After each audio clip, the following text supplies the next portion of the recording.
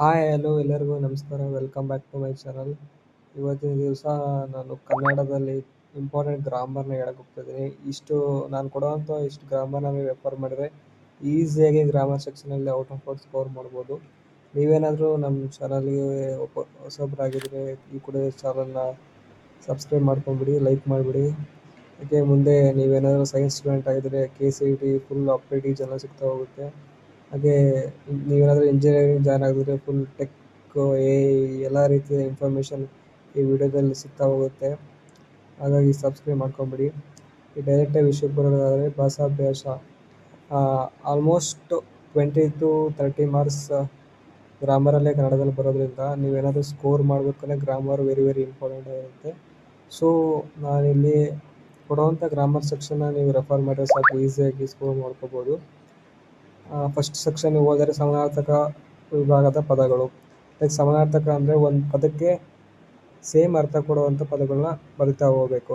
Like ಚಂದಿರಕ್ಕೆ ಬೇರೆ ಬೇರೆ ಹೆಸರು ಇದೆ ಅಂದರೆ ನೀವು ಹುಡುಕಿ ಬರೀಬೇಕು. ಕಾಂತಾರ ಅಂದರೆ ಏನು, ಭಾನು ಅಂದರೆ ಆಕಾಶ, ನಾರಿ ಕಣ್ಣು, ಉರಗ. ಸೇಮ್ ಇಲ್ಲಿರೋ ಕೊಟ್ಟಿರುವಂಥ ಪದಗಳನ್ನ ನೀವು ಸಮಾನಾರ್ಥಕ ಪದಗಳನ್ನ ರಿಸರ್ಚ್ ಮಾಡಿ ಒನ್ ಆರ್ ಟೂ ಬರೆದ್ರೆ ಸಾಕು, ಆರಾಮಾಗಿ ಕೊಟ್ಬಿಡ್ತಾರೆ ಫೋಟ.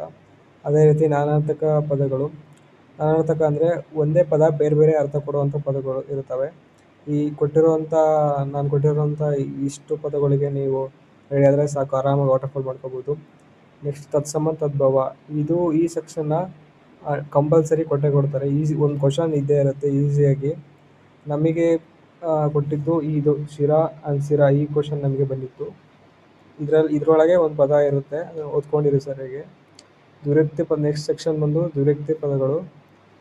ಈ ಸೆಕ್ಷನ್ ಕೊಡೋ ಡೌಟು, ಬಟ್ ನೀವು ರೆಡಿಯಾಗಿರಬೇಕಾಗುತ್ತೆ ಎಲ್ಲದಕ್ಕೂ. ನೆಕ್ಸ್ಟ್ ಗುಣವಾಚಕ ಗುರುತಿಸುವ ಕೇಳುವ ಪದಗಳು, ಇದು ಕೂಡ ಇಂಪಾರ್ಟೆಂಟ್ ಆಗುತ್ತೆ, ಇದನ್ನು ಕೂಡ ನೋಡ್ಕೊಂಡಿರಿ. ವಿಭಕ್ತಿ ಪ್ರತ್ಯಯಗಳು ಗುರುತಿಸುವ ಪದಗಳು, ಹಳಗನ್ನಡ ವಿಭಕ್ತಿ ಪ್ರತ್ಯಯ, ಇದು ಕೂಡ ಇಂಪಾರ್ಟೆಂಟು, ಇದು ನೋಡ್ಕೊಂಡಿರಿ. ಹೊಸಗನ್ನಡ ವಿಭಕ್ತಿ ಪ್ರತ್ಯಯ, ಹೊಸಗನ್ನಡ ಹಳೆಗನ್ನಡ ಎರಡು ಕೂಡ ಕೇಳೋ ಸಾಧ್ಯತೆ ಇರುತ್ತೆ. ಕ್ರಿಯಾ ಪ್ರಕೃತಿ ಧಾತುಗಳು ಒಳಗೊಂಡಿರೋ ಪದಗಳು, ಇವೇನು ಈಸಿ ಇದೆ, ನೋಡ್ಕೊಂಬಿಡಿ. ಪತ್ರ ರಚನೆಗಳು, ಒಂದು ವೈಯಕ್ತಿಕ ಪತ್ರ ಇರುತ್ತೆ, ವ್ಯವಹಾರಿಕ ಪತ್ರಗಳಿರ್ತವೆ. ನಾನು ವೈಯಕ್ತಿಕನೂ ಕೊಟ್ಟಿದ್ದೀನಿ, ವ್ಯವಹಾರಿಕನೂ ಕೊಟ್ಟಿದ್ದೀನಿ. ವೈಯಕ್ತಿಕ ಒಂದು, ವ್ಯವಹಾರಿಕ ಒಂದು, ಎರಡೂ ಕೊಟ್ಟಿರ್ತಾರೆ, ಚಾಯ್ಸ್ ಇರುತ್ತೆ. ನೀವು ಒಂದಕ್ಕೆ ರೆಡಿ ಆದರೆ ಸಾಕು, ಒಂದು ಕರೆಕ್ಟಾಗಿ ಪ್ರಿಪೇರ್ ಆಗಿ ಹೋದರೆ ಒಂದು ಆರಾಮಾಗಿ ಅಟೆಂಡ್ ಮಾಡ್ಬೋದು. ನಾನು ನಿಮಗೆ ಸೂಚನೆ ಏನು ಕೊಡ್ತೀನಿ ಅಂದರೆ ವೈಯಕ್ತಿಕ ಪತ್ರಕ್ಕೆ ಹೋಗಿ ಈ ಕೊಟ್ಟಿರುವಂಥ 8 ವೈಯಕ್ತಿಕ ಪತ್ರಗಳನ್ನ ಒಮ್ಮೆ ನೋಡ್ಕೊಳ್ಳಿ, ಒಮ್ಮೆ ಗ್ಲಾನ್ಸ್ ಮಾಡಿ ಆರಾಮಾಗಿ ಮಾಡ್ಕೋಬೋದು. ನೆಕ್ಸ್ಟ್ ಸೆಕ್ಷನ್ ಬಂದು ಪ್ರಬಂಧ.